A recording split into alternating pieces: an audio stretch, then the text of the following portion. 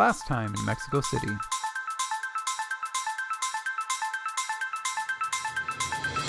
And now for part 3. DITLO.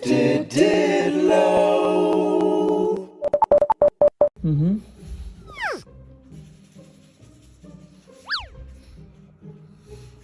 Hygiene first, yes. You're doing great. Not my best moment, it was a really fun night though. But the next day, also, we had a very important place to be the next morning. Well, our appointment was for 12:45. Okay, so this is we're in afternoon territory, right? We were 15 minutes late to that. I mean, luckily they let us enter with the 1 o'clock people. So from what they told me, I wouldn't go to sleep. And I do remember, I didn't want to close my eyes or lay down because the room and everything was spinning and I felt terrible when I did that. So they were telling me that I had to go to sleep and I was like, no, basically. Eventually, I guess I did go to sleep. So we slept, I guess, 6 hours. It was just enough time for us to speed shower and get ready and call the Uber to get to Coyoacn, which is a different neighborhood in more south of us in Mexico City, to go to the Frida Kahlo Museum. Hangover or not, very glad I took an Excedrin before I went to sleep because I had no headache, but my body was still feeling hungover. And by the middle of the day or later in the day, I couldn't even imagine drinking alcohol, and it was hard for me to eat at some points, but I got through it. Okay, we got through the day. But the Frida Kahlo Museum was so amazing. I really didn't know how talented she was. The breadth of her talent is so wide. I mean, painting wise, okay, she sculpted things. She was a fashion designer. There are so many things that she was amazing at. She challenged social norms.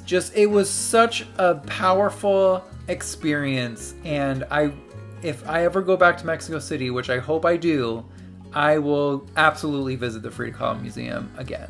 This is where her and Diego spent their time.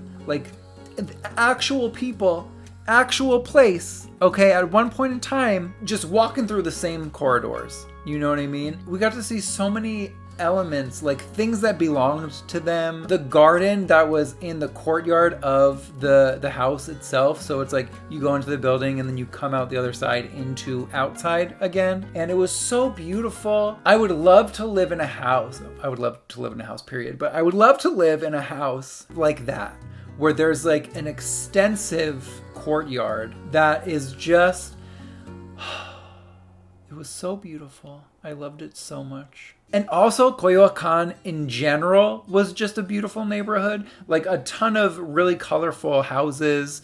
I was taking pictures and videos of people's houses, which it dawned on me is a strange concept, but it's so nice. I couldn't help myself.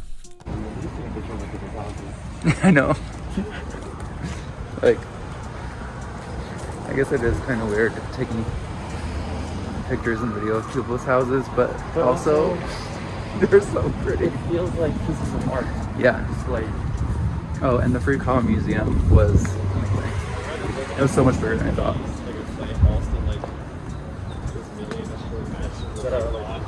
Yeah. Mm-hmm. Yeah. It's just this shell. Yeah. An empty shell. It feels very cold. I think this has tomato form. We went to a bakery there and we got a bunch of stuff. And at this point I could eat. So I needed that. And I felt better for a little bit. We had a couple we had 2 savory things and a couple sweet things that I didn't try because I was not feeling trying a sweet thing in the moment. But it was one of the places where you walk around and pick what you want, and then they also have cases where you could point to the thing that you want. But we just got so much stuff. It really was not expensive at all. And then next door there was a coffee place, so we got some coffee, which was also, I felt like it was necessary at the time. But then in the middle of me drinking it, I started feeling jittery, my body couldn't handle a different kind of substance. And so I was just like super jittery, and I had to throw the rest of my coffee out. I couldn't make it, folks. So this is like a really cute vibe. We are just like, got some pastries and coffee, and we're sitting in this little corner. It's very cute. I'm here for it.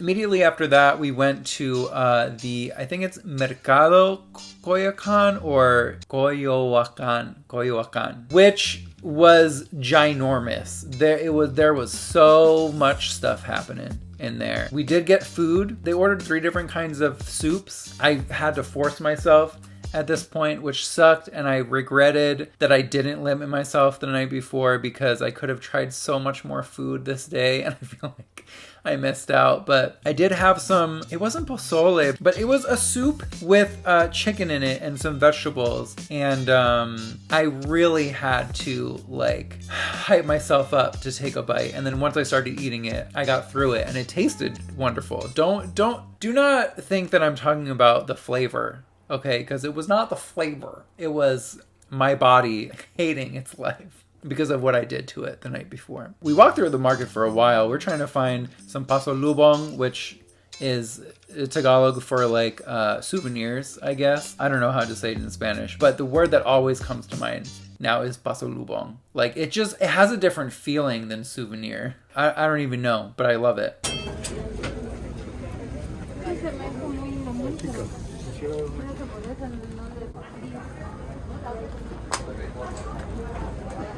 But we found some stuff for ourselves. Oh shoot, where is that magnet that I bought? Is it here?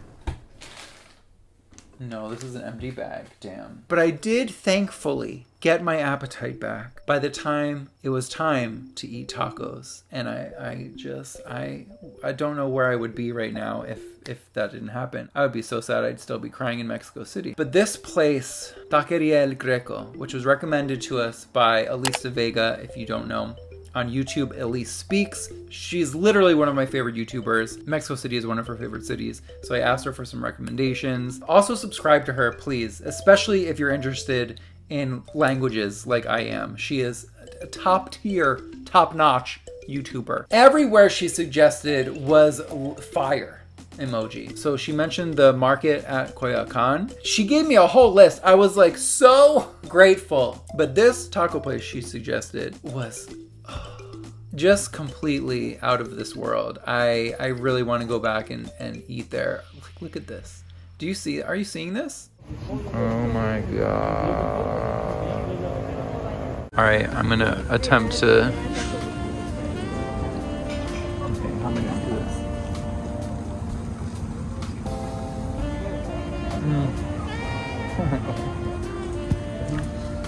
Wow. Yeah. Wow. Thank you. Gracias.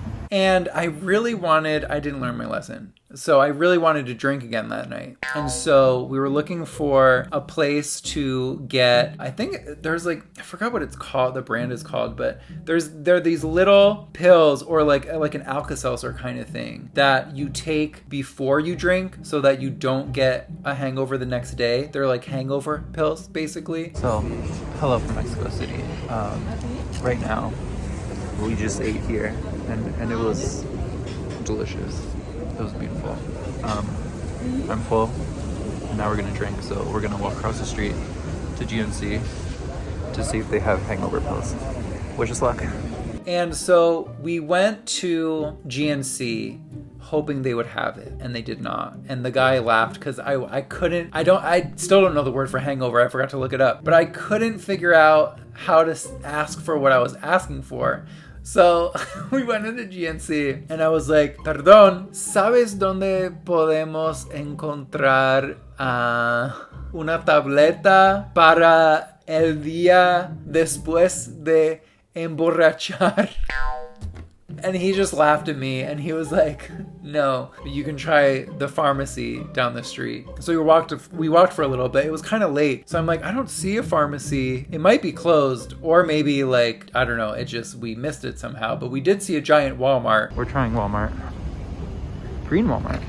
not blue Walmart. So we went in there looking for it, and we couldn't find it. We ended up getting Alka-Seltzer. Like, I don't know if that was going to do anything. They didn't have it. Log in.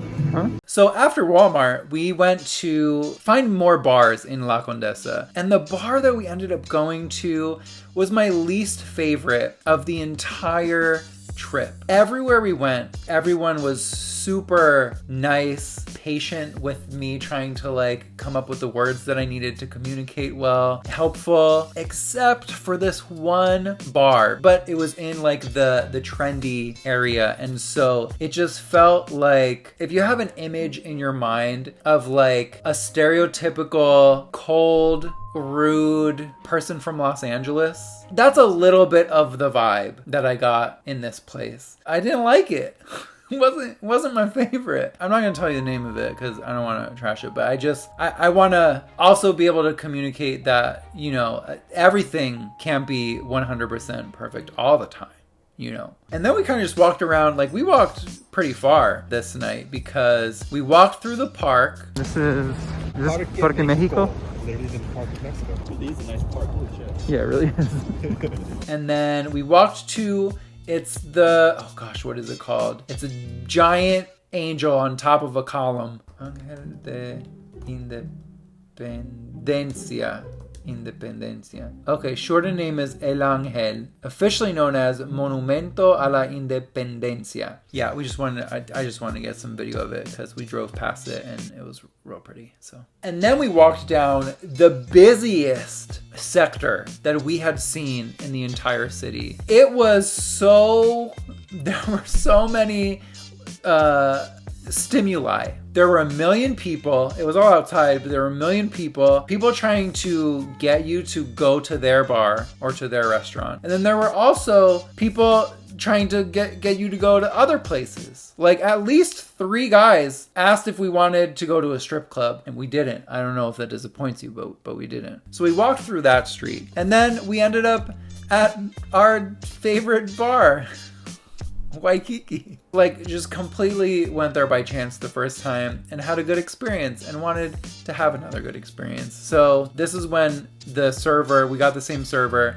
He remembered our order from the last time, or at least my Patron with soda. And so I got my drink, and I was really trying to drink it, but my stomach said no.